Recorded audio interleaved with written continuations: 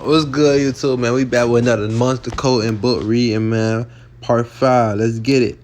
Now, I was hoping he wouldn't die. I was the only one arrested. At the station, I was asked a series of questions, of which I answered none. I was taken to Los Patrinos Juvenile Hall to await court.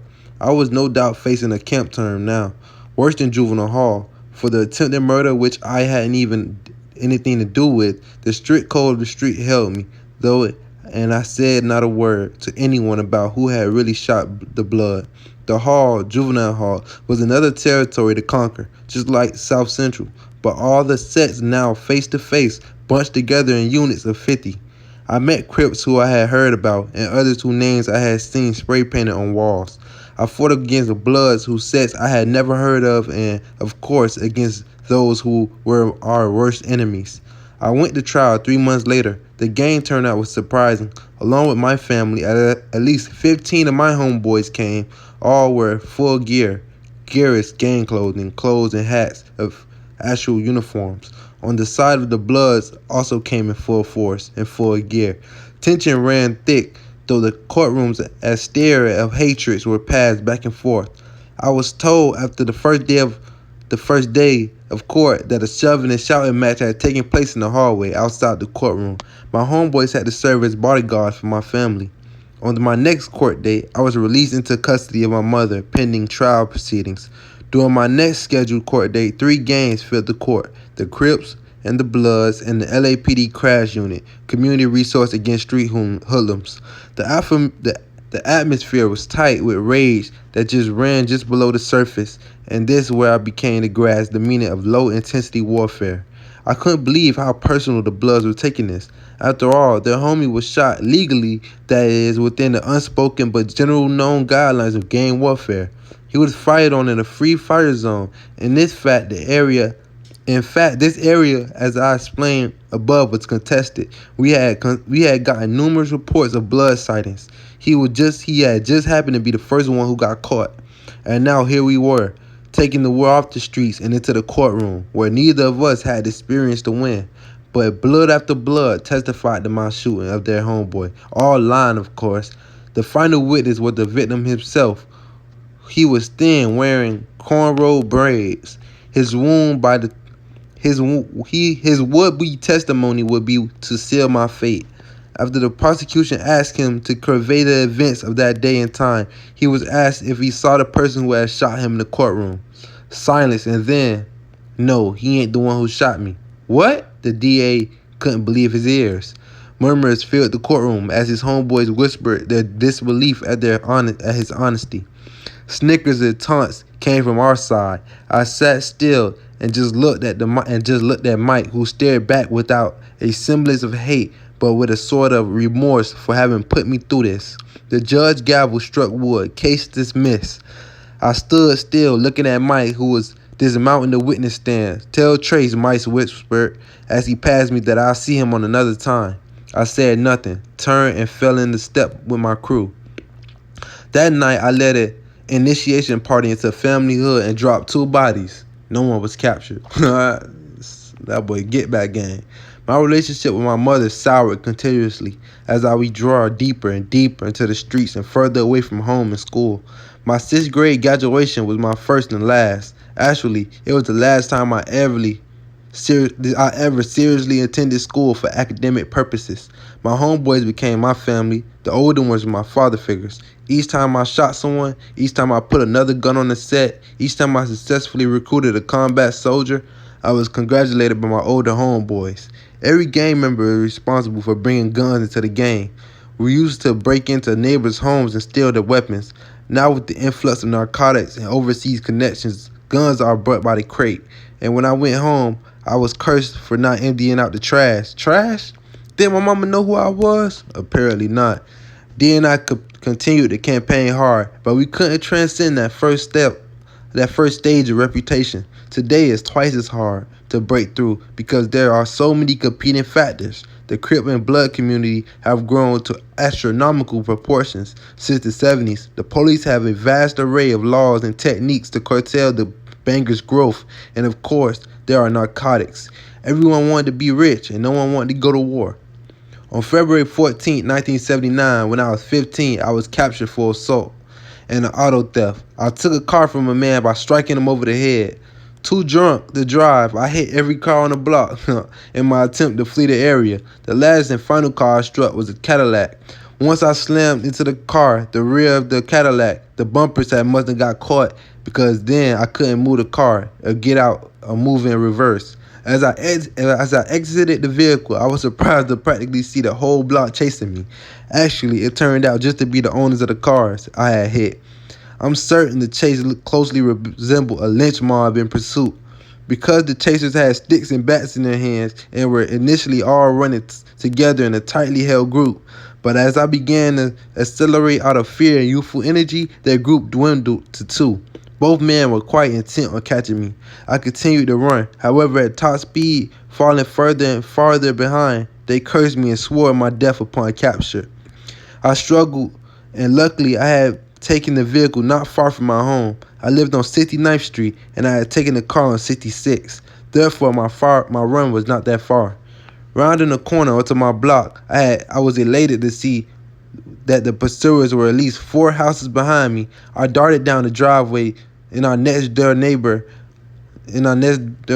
yard, hopped the fence into our backyard, and then I staggered heavily into the house and literally collapsed on my mother's bed. Pulling myself up, I began to discard my clothing, putting the fresh pants, socks, and sneakers. I deliberately omitted a shirt so as to look at home as much as possible, just in case. Not 10 minutes later, I heard the police helicopter hovering over my house. I felt good knowing at least to know that my mom, like always, was at work. 5 minutes after I heard the first hum of helicopters, I heard voices coming from the front room. I quickly hid myself in my mother's closet to no avail. I was violently pulled from the closet and promptly arrested. I later found out that it was a mentally ill cat named Theophilus who had snitched me out to my pursuers, who had in turn summoned the police. During the trial on assault and grand theft auto charges, my sister Candace perjured herself to save me from a jail term, but was not convincing enough against 13 witnesses who had originally given chase. I was subsequently convicted and sentenced to 9 months in camp. Camp is the third testing ground in a series of tests to register one's ability to stand firm. The streets, of course, being the first, and the juvenile hall being the second. With each successful level, the hall, camp, youth authority, prison comes a longer, harder time. This, coupled with the greater danger of becoming a victim, pits one hard against the total warrior mentality of do or die. Here, the slogan ends and reality sets in.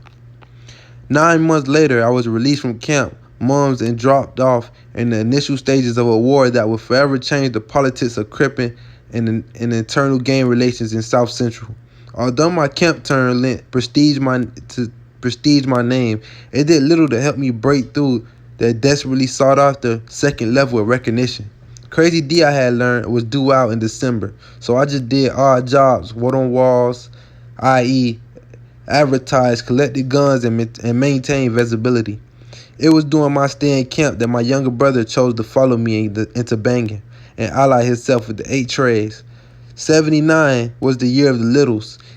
That is, the year of the third generation of 8 Tray gangsters. All of those who were of the second resurrection beginning in 1975 and ending in 1977 acquired little homies bearing their nicknames. For example, there was a Lil Monster, a Lil Crazy D, a Lil Spike, and in the 9-month period, the set doubled.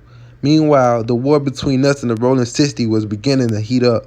The first casualty was on their side, Tyrone, the brother of an OG 60 who was gunned down during a routine fist fight by a new recruit calling himself Dog.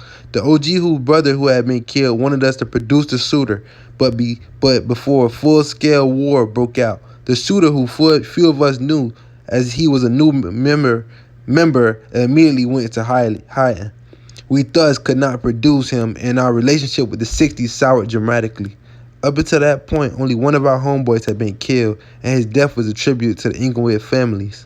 Threats of revenge grew loud, and dead rumors of immediate war. In the midst of these warnings, our homeboy Lucky was ambushed on his porch and shot 6 times in the face. Witnesses reported seeing a man in a brown jogging suit flee the area immediately after the shots rang out. The night Lucky was murdered, Mumpy, a member of the Sixties, was seen at Rosecrest skating rink in a brown jogging suit. It had been further noted that Mumpy had been heard telling Lucky that since one of my homeboys died, one of your homeboys gotta die. A fight had ensued and subsequently been broken up by members of both sides. After Lucky's death, tensions ran high in our hood. We wanted the shooters to fall under the weight of our wrath. A meeting of both sets was called by the OGs and an all-out last effort to curtail a war, which would no doubt have grave consequences. The most damaging thing that we all held in mind is that we all knew where one another stayed. Not more than 6 months before, we had all been best friends. The meeting was a dismal failure, and it erupted into an all-gang war fight, reminiscent of the old gang rumbles. Diplomatic ties were broken, and the war was ceremoniously declared. Another casualty quickly occurred on their side, as their homeboy Pimp was ambushed and killed. Several others were wounded. At about the time D was released, I related to him the drastic chain of events of recent times, and we both chose to give 100% to the war effort. And perhaps we concurred that this was the issue to carry us both over the next second realm of recognition to our climb to OG status. In retaliation for Pip's death, which the city without a doubt attributed to us, our homie Tit Tit was shot, and while he laid in the street mortally wounded, the government came back around the corner in a white van. Before we could retrieve Tit Tit, they ran over his head and continued on. God damn. Shit. That kind of fucked me over, y'all. The occupants of the van had also shot 2 other people before shooting and killing Tit Tit. Those both were civilians. This was the second homie to die in a matter of months. Shit was getting major. Although we had been engaged in war with the families, it had always somehow been contained to fist fights and flesh wounds. With the exception of Shannon, who we had content to this day died at the hands of the families, this escalation was new and actually quite alarming, for Crips tend to display a vicious knack for violence against other Crips, as will be duly noted in the following chapters. Seemingly every Crip set erupted in savage wars, one against the other, culminating into a bureaucratic atmosphere in South Central today. The news-catching items of violence to date are a result of clashes between Crips and Crips, and not, as the media suggests, red and blue, Crips and Bloods. Once bodies began to drop, people who were less than serious about banging began to fall by the wayside. Excuses of having to be home by dark and go out of town abounded. The set thus dwindled to I will learn, fight, and shape. D and I held fast and seized the time. China, a very pretty but slightly plump girl, became my steady girlfriend, and she and I were often dressed alike to further prompt our union. China lent me her 8-track player. One afternoon, as D and I were walking with China's radio, we drew fire from a passing car, no doubt 60s. Unscathed but very angry, D and I climbed from the bushes. Check this out, D spoke with a barely controlled anger. Kody, we gotta put a stop to these motherfuckers shooting at us, you and shit. Looking at me in a hard search for some sign of overstanding and compliance, I said, "You right, homie. I'm with it. You serious?" D gave me a sinister smile. "All right, then," he continued. "Let's make a pact right now to never stop until we have killed all of our enemies. This means whenever we catch them, it's on."